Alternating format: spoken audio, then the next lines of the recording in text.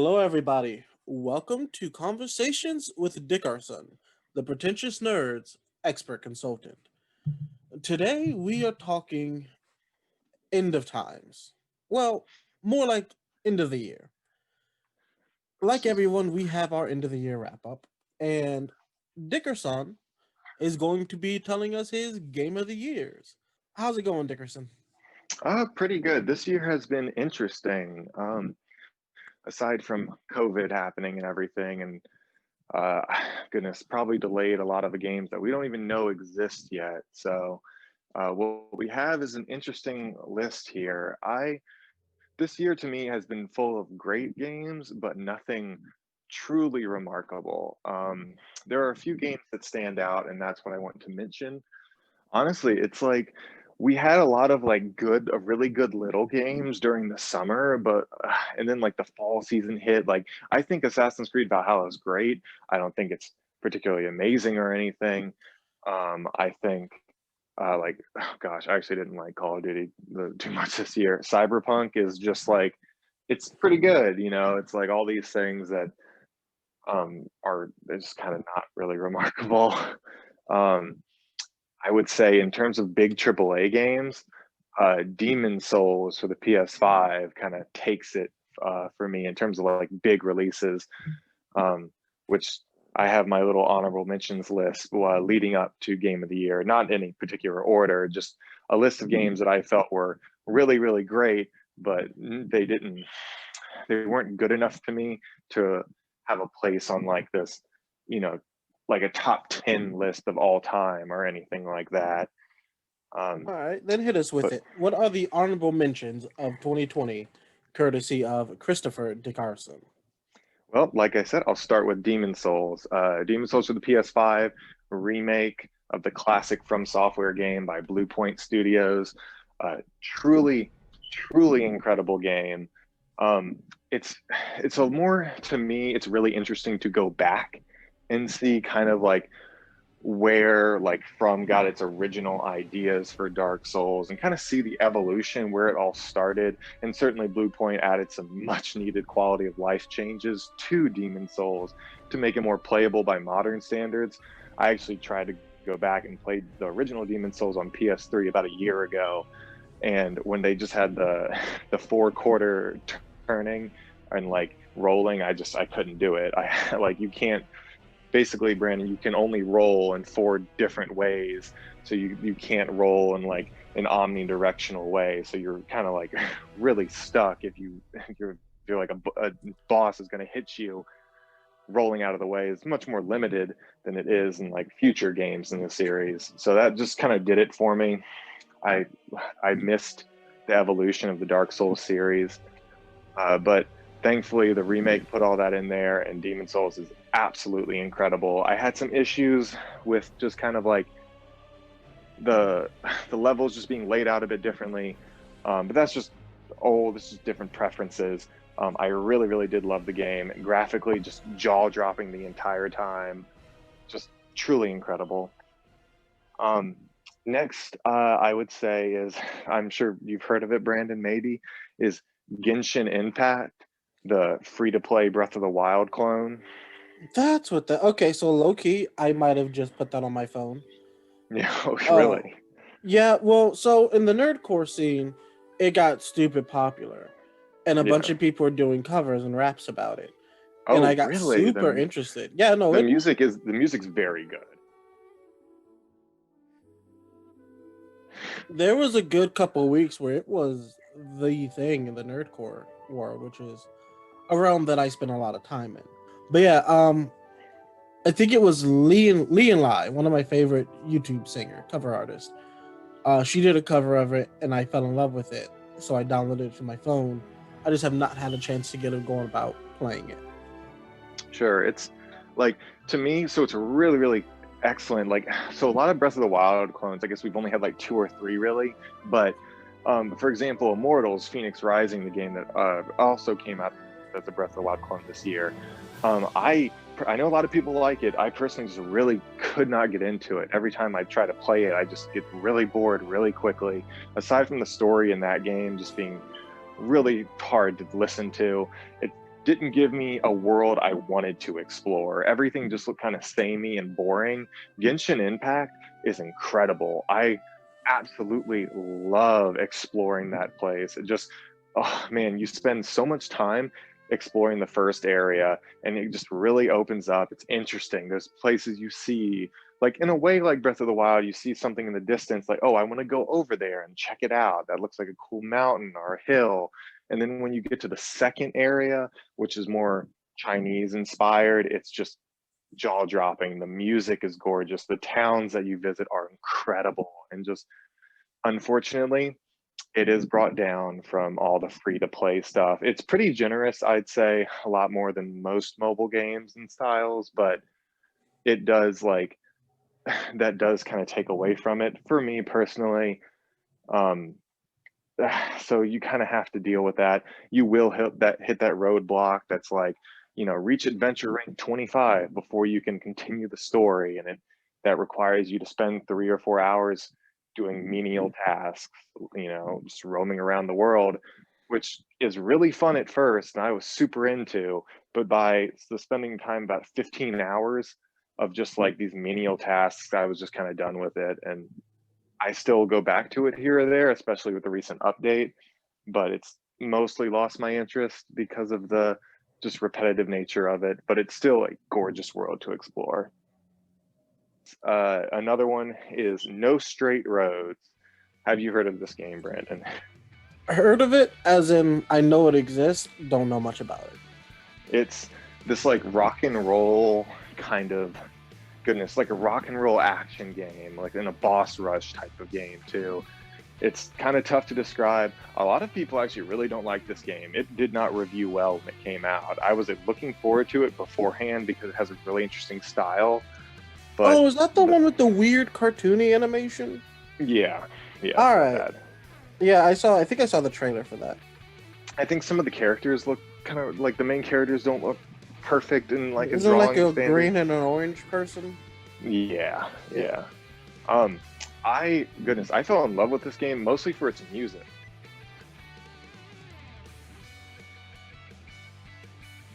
And it's super fun to play. It's simple, not every game to me has to be like complicated with systems and dynamic like combat encounters. No, it's a pretty simple game from beginning to end, but the music is incredible. I actually really fell in love with the characters. It tells a pretty good story despite it being like this weird little like 4 or 5 hour game that's doesn't really dive into much. It's like it tells a pretty good story with its characters. I learned to really grow attached to them by the end of it, and I cared for them. And just this weird little boss rush game. The music, I can't stress enough. It's a game about rock versus EDM, and just the way they handle each little boss's music, absolutely incredible. I've listened to it for way too many times, to the point where like actually Spotify's year in review had it like number 2 on my track list. So to me, that's just like, it has so much heart that I put it on my honorable mentions list. Next up is even more obscure, is a game called Spiritfarer. I know that it looked beautiful. Yeah, this game, super obscure. Just small little indie title. I forgot the dev team. Didn't it get like almost a perfect score? Yeah, it reviewed super well when it came out. It was a shadow drop on a Nintendo like indie report, I believe. So yeah, that's the only reason I even know of it, because I remember seeing they had like a stupid high score rating, and I was like, oh, yeah, interesting. Just came out of nowhere. Just a really beautiful, touching game. Just about moving on, about the afterlife, and just like super touching. I didn't expect it from this developer who's previously done a work kind of like a Metroidvania style called Sundered. Really wasn't into it.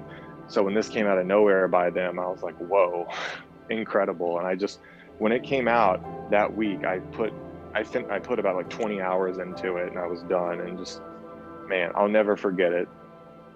What a great game this year.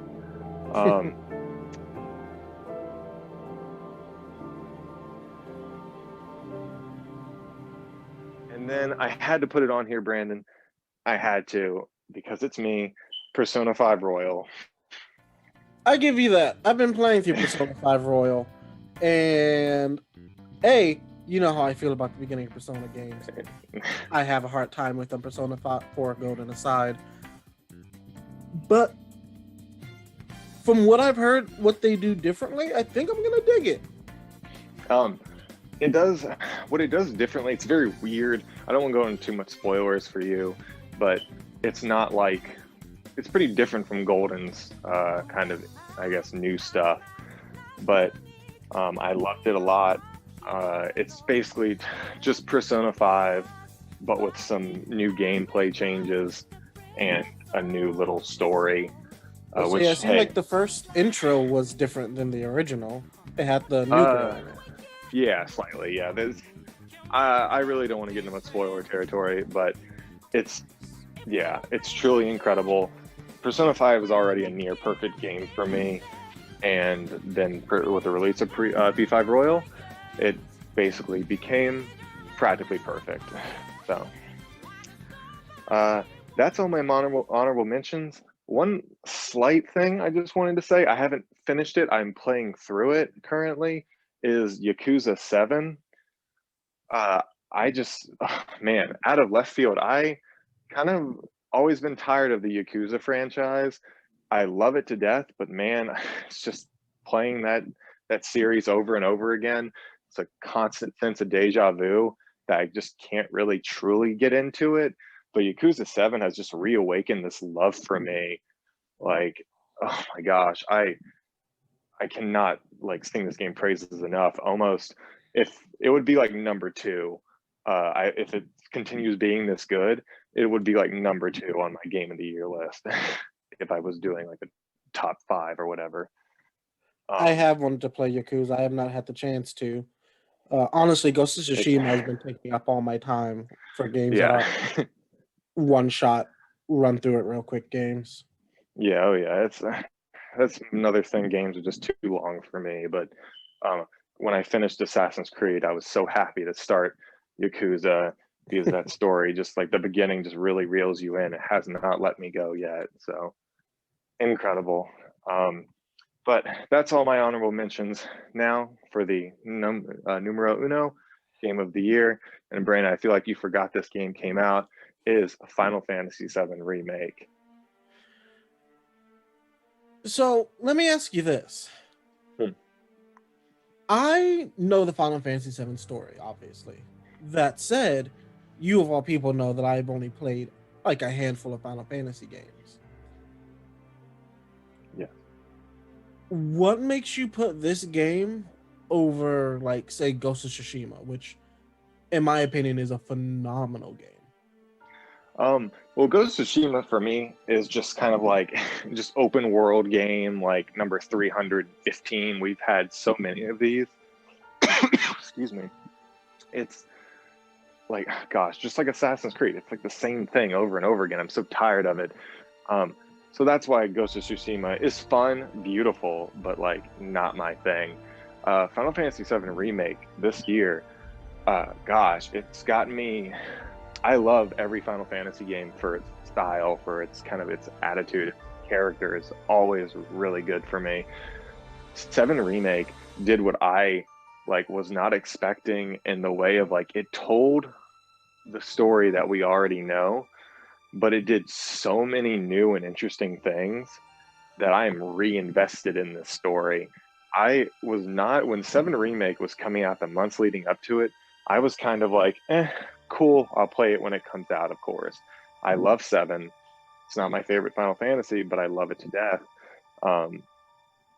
So I was just kind of like, oh, great. We're going to have to sit through this part 1 of the story I already know. That just did not sound fun to me. Like, I knew it was going to be a good game, but just kind of like retreading old ground I was not excited for. But just the changes they made to this story and what is in store for part 2 onward, Brandon, it blows the mind. I think you could play this game having a relative knowledge with what happens with Final Fantasy VII, kind of like a Cliff Notes version. And just by the end of the game, everything you thought you knew is just flipped upside down. Interesting. I'm Like definitely going to check that out then. it is insane. And that's kind of why I love it so much, is that it did something different. I love the combat. I love the gameplay. It's all constantly fun. It's gorgeous, aside from the bad textures. And it just kind of reignited my love for these characters. We all have a soft spot for Cloud, Aerith, Tifa, Barrett. We all love them because we grew up with them. But this game taught me to truly love them as if I was I guess, a teenager when Final Fantasy VII Original came out. They reintroduced the characters in such a good way to help you just fall in love again. And I loved all of these characters and their interactions to the point where I felt like I was playing a new JRPG entirely.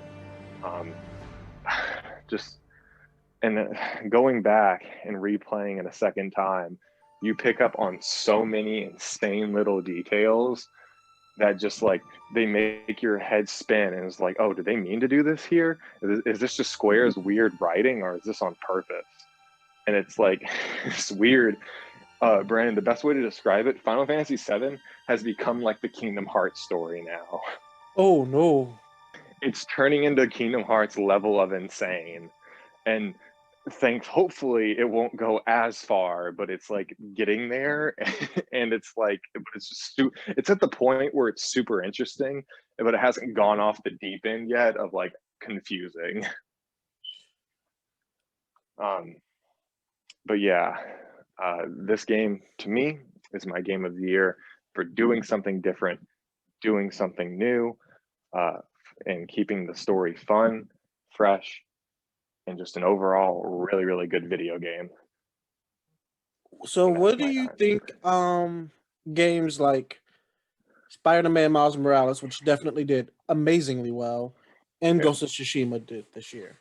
Because those are the other two big ones that dropped that people loved. I love Especially Miles Morales.